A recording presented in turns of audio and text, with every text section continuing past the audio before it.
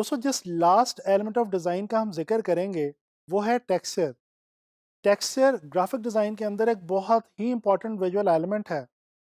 आइए जानने की कोशिश करते हैं कि ये क्या है और ग्राफिक डिज़ाइन के हवाले से इसकी क्या फ़ादियत है। दोस्तों किसी भी सरफेस की फील को उसका टेक्सचर माना जाता है। How a surface feels is actually it's texture. Texture को मुख्तलिफ अल्फाज में डिफ़ाइन किया जा सकता है, जैसे कि रफ़, स्मूथ या सिल्की। ये तमाम अल्फाज बेसिकली टेक्सचर को ही डिफाइन करते हैं।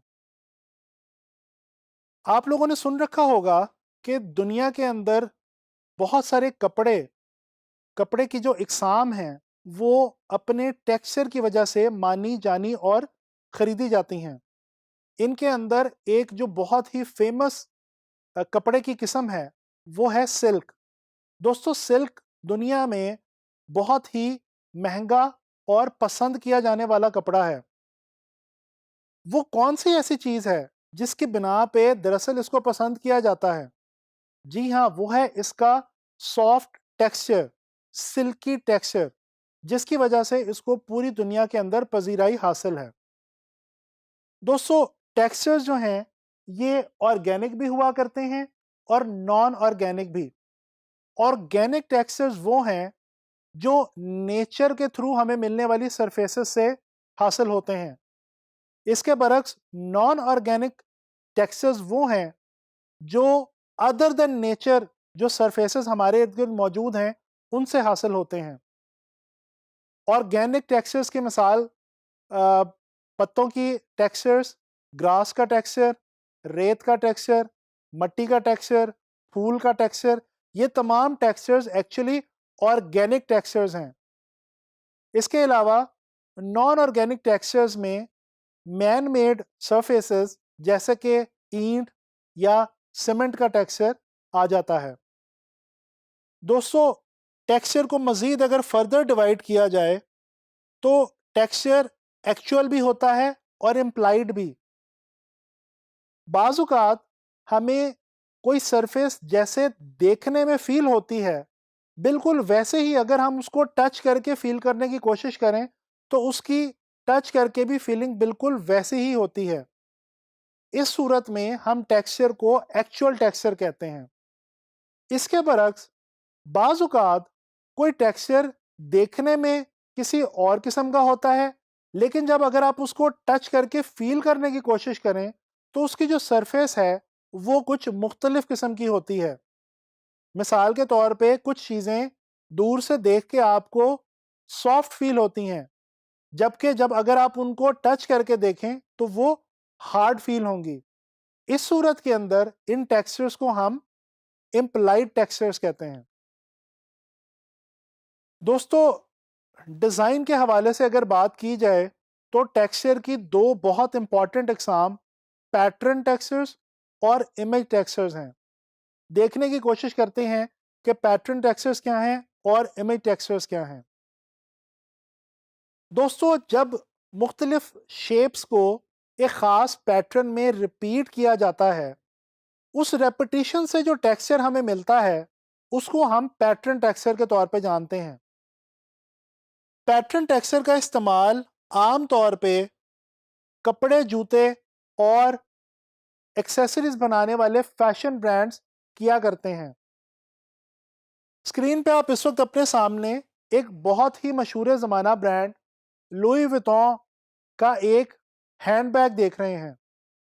इस हैंडबैग के ऊपर एक ख़ास टेक्सचर जो कि इनके अपने ब्रांड को ज़ाहिर करता है, एंग्रेव किया गया है और आप देख सकते हैं कि वही टेक्सचर उसके अंदर भी प्रिंट किया गया है।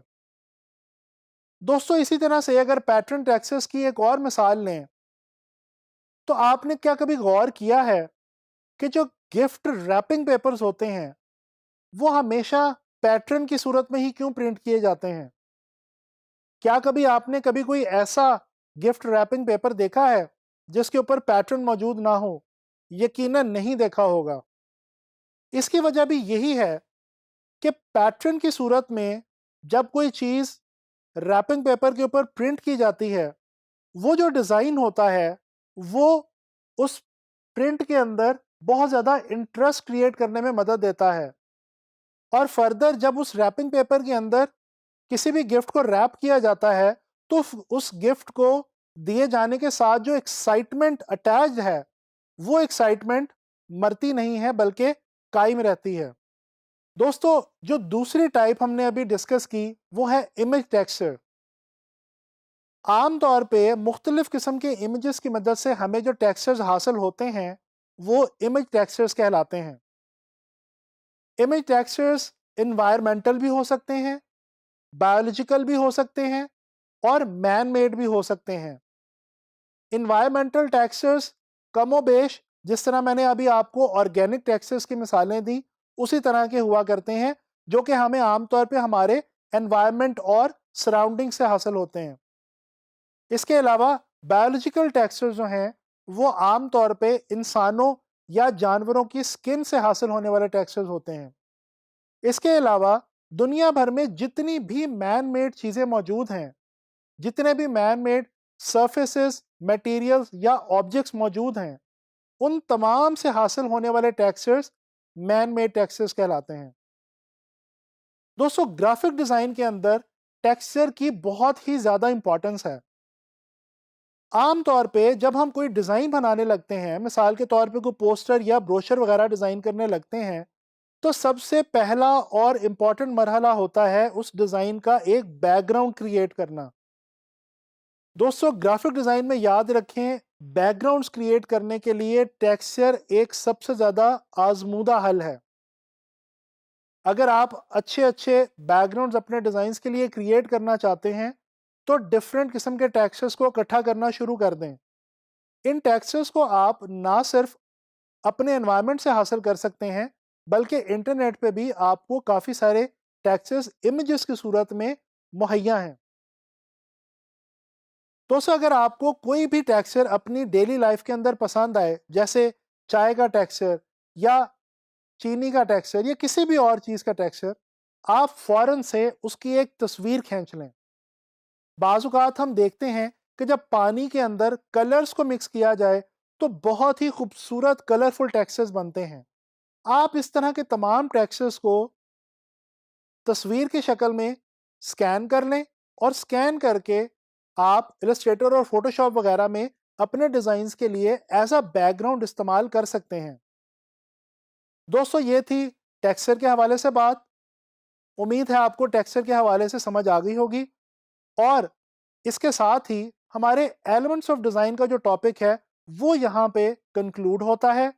ये जो एलिमेंट्स ऑफ डिज़ाइन तमाम हमने पढ़े और इनके बारे में हमने सीखने की और जानने की कोशिश की, ये यकीनन आपको आगे चल के डिज़ाइन बनाने के लिए बहुत ज़्यादा हेल्प करेंगे। आने वाले लेक्चर्स में हम बात करेंगे प्रिंसिपल्स ऑफ डिज़ाइन के बारे में।